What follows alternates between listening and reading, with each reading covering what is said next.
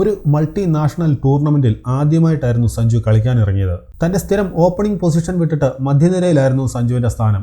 ഈ ഏഷ്യ കപ്പിൽ എങ്ങനെയുണ്ടായിരുന്നു സഞ്ജുവിന്റെ പ്രകടനം? ഏഷ്യ കപ്പിൽ ഇന്ത്യയുടെ ആദ്യത്തെ മത്സരം UAEക്കെതിരെയായിരുന്നു. ഈ മത്സരത്തിൽ സഞ്ജു 2 ക്യാച്ചുകളാണ് എടുത്തത്. പക്ഷേ ബാറ്റിങ്ങിന് അവസരം കിട്ടിയില്ല. അടുത്ത മത്സരം ഇന്ത്യക്ക് പാകിസ്ഥാനെതിരെയായിരുന്നു. വിക്കറ്റിന് പിന്നിൽ സഞ്ജുവിന് പുറത്താക്കലുകളൊന്നും നടത്താനുമായില്ല, ബാറ്റ് ചെയ്യാനും അവസരം കിട്ടിയില്ല. അടുത്ത മത്സരം ഇന്ത്യയുടെ ഒമാനുമായിട്ടായിരുന്നു. 45 പന്തിൽ 56 റൺസാണ് ആ മത്സരത്തിൽ സഞ്ജു എടുത്തത്. മൂന്നാമനായിട്ടായിരുന്നു സഞ്ജു ഇറങ്ങിയത്.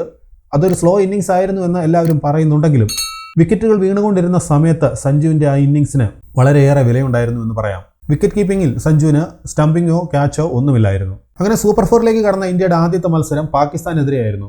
ഒരു ക്യാച്ച് നേടിയ സഞ്ജു ബാറ്റിംഗിൽ 17 പന്തിൽ 13 റൺസാണ് നേടിയത്.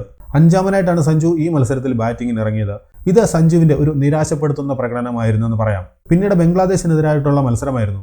8ാമതായിട്ട് പോലും സഞ്ജുവിനെ ടീമിന്റെ ബാറ്റിംഗിന് ഇറക്കിയില്ല. കീപ്പിംഗിലും സഞ്ജുവിന് ഒന്നും ലഭിച്ചില്ല.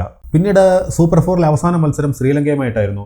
23 പന്തിൽ 39 റൺസ് നേടി സഞ്ജു മികച്ച പ്രകടനം കാഴ്ചവെച്ചു. 5ാമതായിട്ടാണ് സഞ്ജു ബാറ്റിംഗിന് ഇറങ്ങിയത്. ഒരു സ്റ്റംപിംഗ് നടത്തുകയും ചെയ്തു.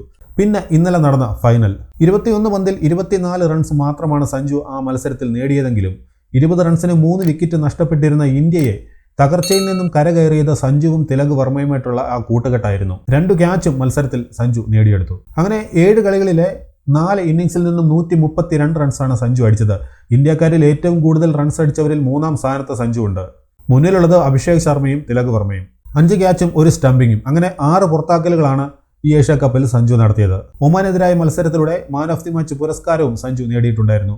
ഇനി നിങ്ങൾ പറയൂ, എങ്ങനെയുണ്ടായിരുന്നു സഞ്ജു സാംസണിന്റെ ഈ ഏഷ്യ കപ്പിലെ പ്രകടനം?